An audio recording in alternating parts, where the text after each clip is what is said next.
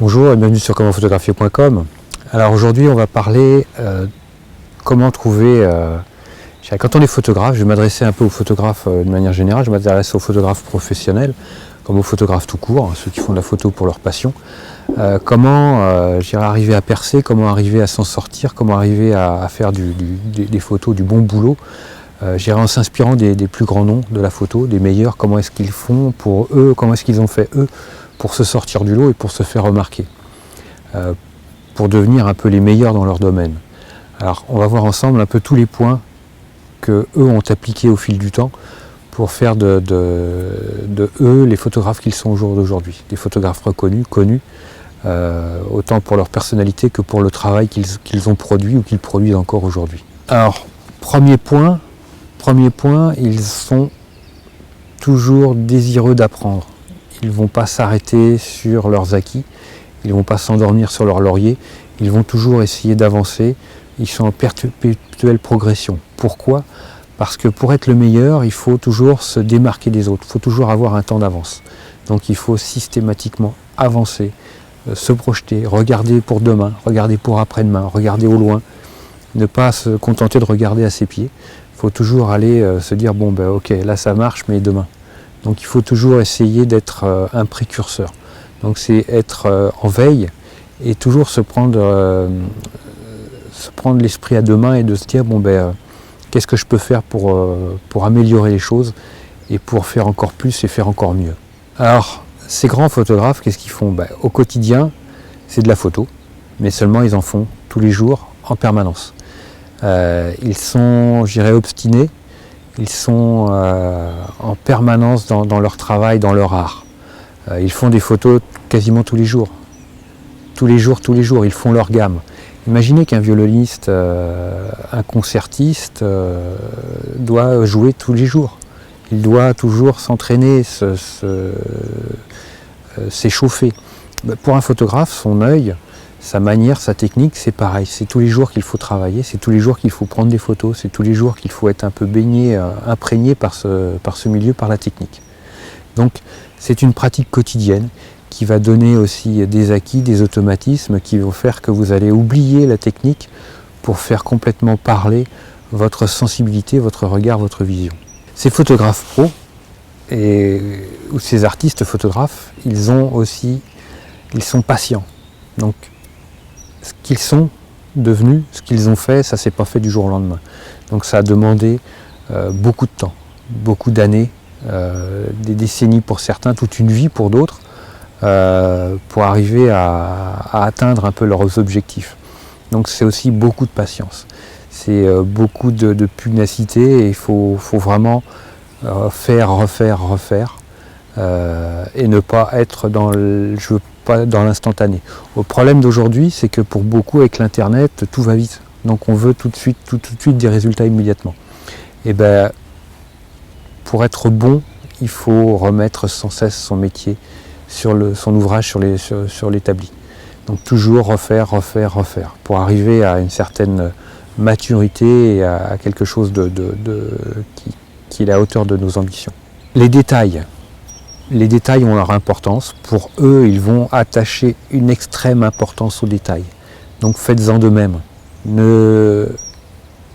Moi j'ai vécu l'expérience, je ne veux pas dire que je suis un grand photographe, non loin de là, parce que je suis un photographe comme les autres, on va dire.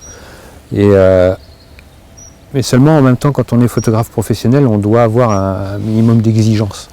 Et les détails ont leur importance, surtout quand on est professionnel.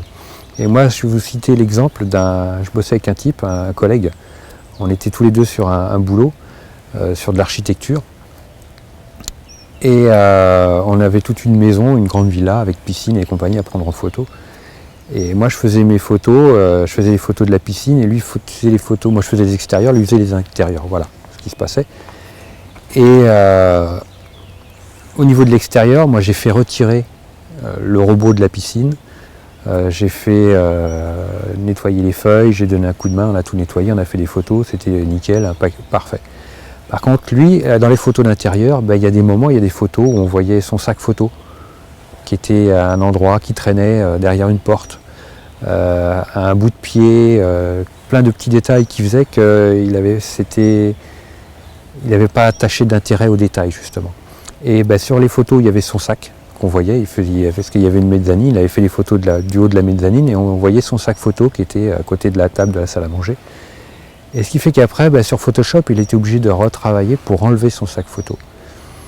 Et alors que si son sac photo, moi quand je travaille, en général, mon sac il est derrière moi.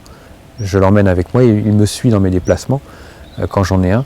Il reste derrière moi tout le temps, pour éviter ce genre de choses. Donc vous voyez, attacher de l'importance aux détails, ça peut paraître un peu rébarbatif au départ, mais après ça vous évite des contretemps et de perdre du temps pour des choses que vous auriez pu économiser au départ. Moi, d'avoir fait enlever le robot, ça m'a évité de faire des retouches dans la piscine comme ça m'est arrivé parfois.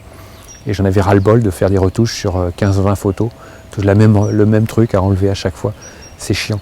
Donc on demande, une bonne fois pour toutes, enlever le robot, enlever ceci, enlever cela. C'est des points de détail, mais qui ont leur importance, qui vont vous faire économiser des heures et qui vont augmenter la qualité de vos images, parce qu'elles vont rester le plus naturelles possible. Ensuite les photographes, les grands photographes, ils connaissent leur matos. Leur matériel photo, ils le connaissent sur le bout des doigts.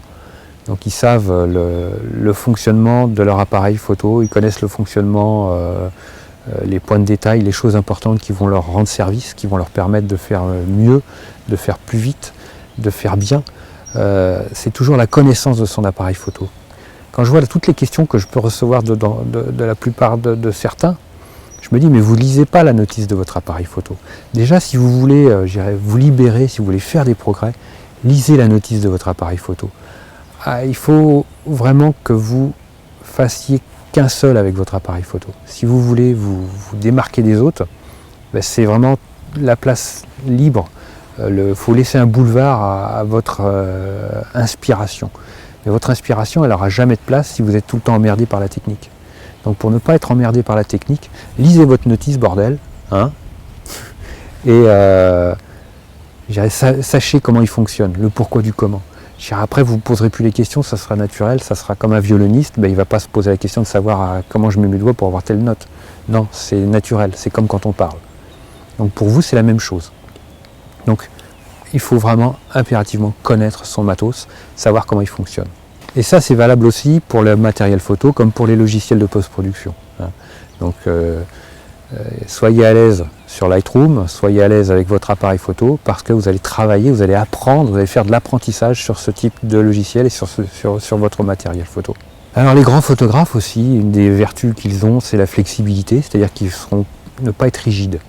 Il faut vraiment s'adapter.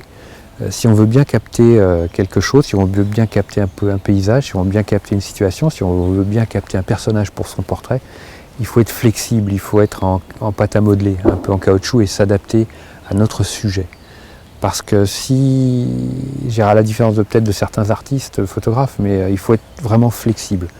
Ne pas être borné, ne pas être buté. Il vaut mieux rompre, il vaut mieux plier, que rompre. Il ne faut pas casser. Il ne faut pas être cassant. Mais il faut vraiment essayer d'être le plus rond, le plus flexible, le plus souple possible.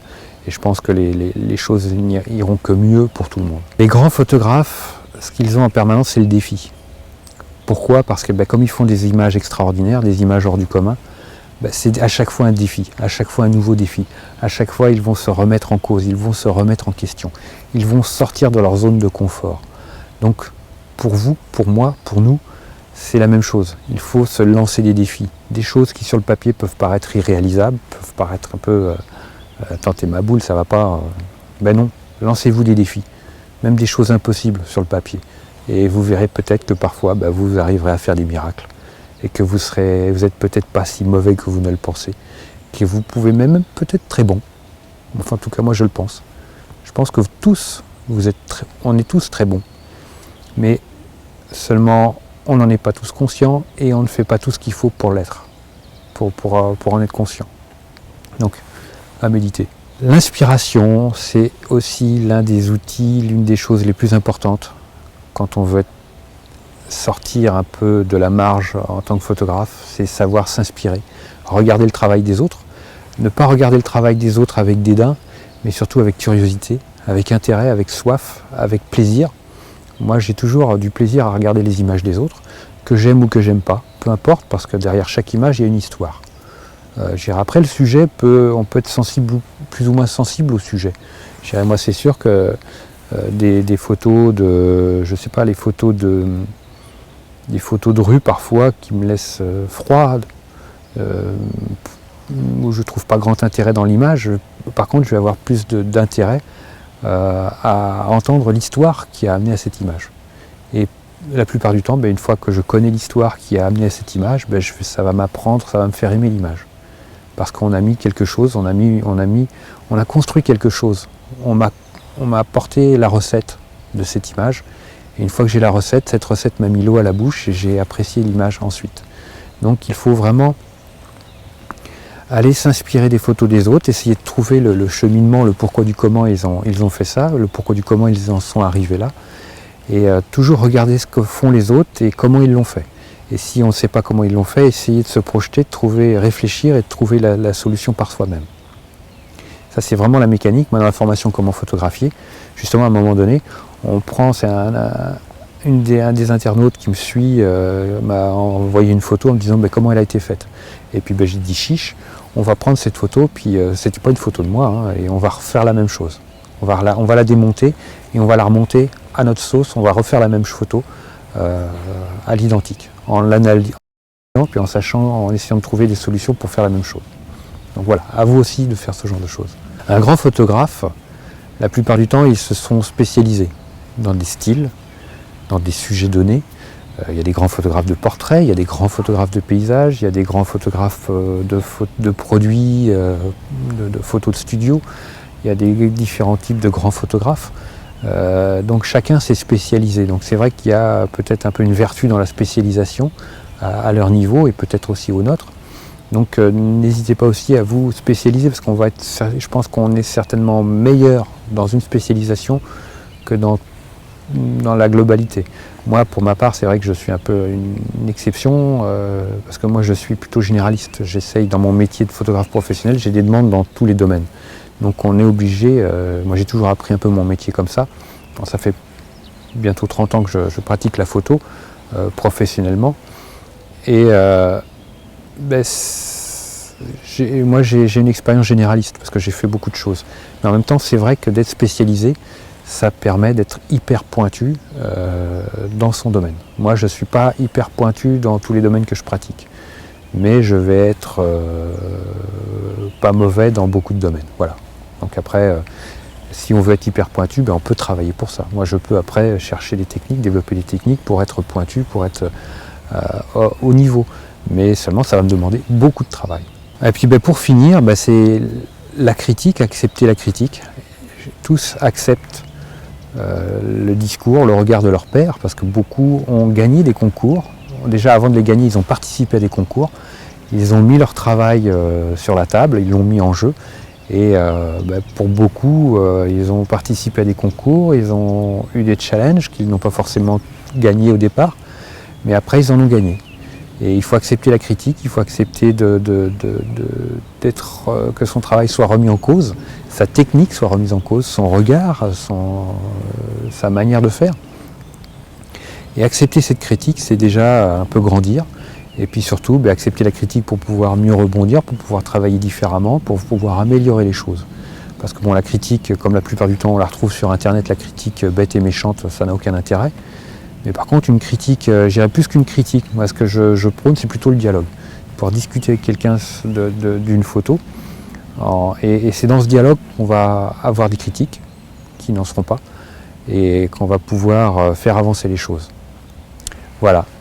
Merci à tous. Devenez grands. Devenez des grandes personnes. Devenez de grands photographes. Et c'est tout le mal que je vous souhaite. Et un petit like, ça me fera plaisir. Puis je vous dis à très vite sur commentphotographier.com.